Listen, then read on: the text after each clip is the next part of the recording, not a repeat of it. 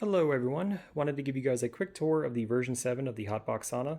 I just got mine last week and I absolutely love it, so I wanted to show you guys some of my favorite features about the sauna and also give you some tips and tricks for when you get yours and how to set it up and how to get the most out of it. So this is the outside of the sauna, looking beautiful. We have the Hotbox Sauna logo here at the bottom, and it's also on the other side of the sauna as well. Zoom in a little bit so you guys can see some of this craftsmanship. Sure is pretty. I made my whole garage smell like cedar, which I like.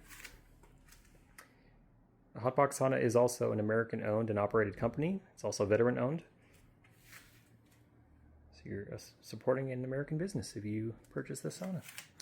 All right, so if you want to open up the sauna, it's as simple as sliding open or closed this top lid. And at a glance, this is the inside. I'll get in a second so you guys can see a perspective of how much room I have. I'm 5'10" for reference. So this is an optional backrest that you could purchase on the Hotbox Sauna's website. Here's the Faraday cage that holds the 4 Hotbox Sauna bulbs. If you have an older version, you may have the Fate bulbs. I don't have experience with those, but these Hotbox Sauna bulbs get very hot very quickly. I did another video showing how hot it gets at 15 minutes, 30 minutes, and then at 1 hour. So I'll be posting that soon. Here's the thermometer. So you can track how hot your sauna is getting. Right now it says like 120, 130. And this Faraday cage is great too because it helps block EMFs from the heater. So the owner Brady did a EMF test using a high-end EMF meter, and the results of the EMFs came back like negligible. It was like no EMFs at all. But I'll do my own test too. I don't have as an expensive meter as he does, but just so you guys can see those electro and magnetic fields are, there's like nothing coming from this heater, so you don't have to worry about that. Okay, so let me go ahead and hop inside.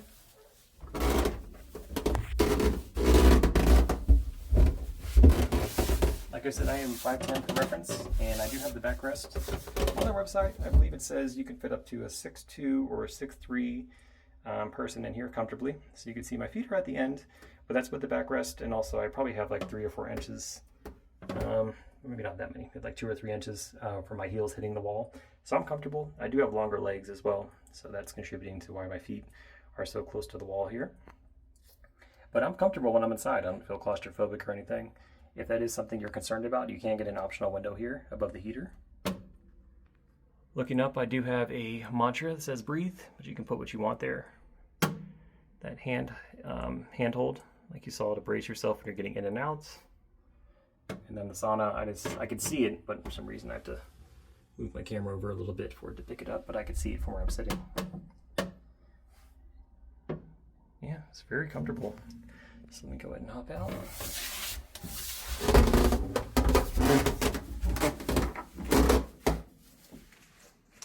If you want to turn off your sauna, there are 2 different ways to do it. So this is the smart plug.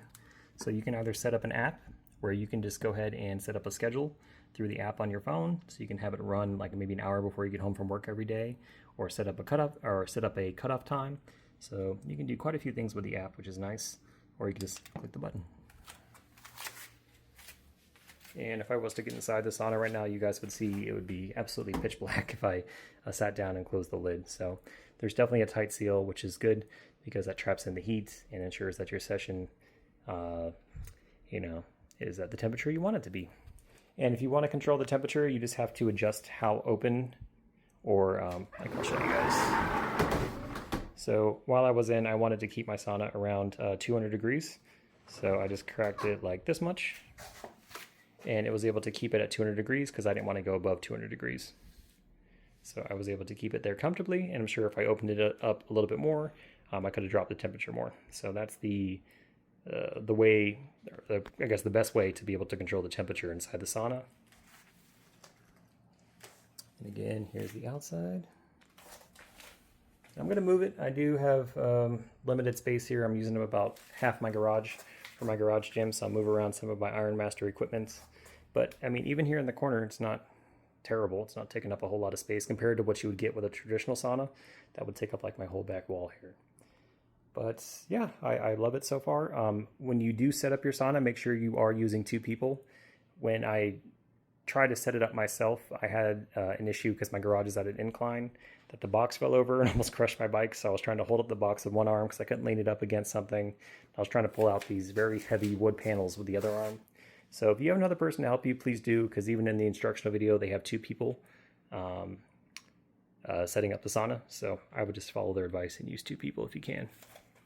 All right, guys, if there's anything that I missed or if you have any other questions, please let me know.